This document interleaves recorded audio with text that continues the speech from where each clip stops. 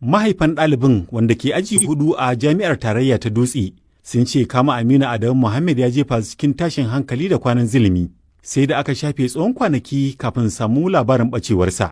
Daga bisani ne aka kira mahaifin ɗalibin don shaida masa cewa Aminu yana tsare a Abuja.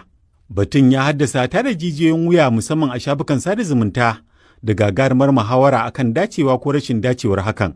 Iyayen Aminu sun ce an kama ɗansu ne kimanin kwana 11 da suka gabata, inda aka ci gaba da tsare shi bayan an lakaɗa masa duka a Abuja.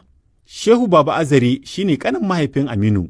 To Ibon bai sani ba, sai bayan kwana 5 abokin yaron sai ya kira mahaifinsa shi Mala Adamu yake ce masa to shi ba bai ga Aminu ba kwana kusan 5 a makaranta. To bayan yin wannan maganar sai kwana 1 baran Monday da ta wuce kenan sai shi kuma Aminu ya kira baban nasa ya ce ga abin da yake faruwa.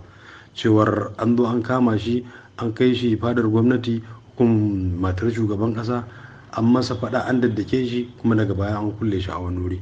Wannan ta yin da ya samu damar yin wannan bayan an bike shi an kai shi an kulle shi, wani daga cikin security da suke tare da shi sai ba shi waya ce ya kira babansa ya gaya mar. Daga baya kuma shi Adamu ya faɗaɗa min yake ce min hukumar makaranta ta kira shi wanda take ce mashi ita bata da masanin an zo an kama shi amma sun samu labari an kama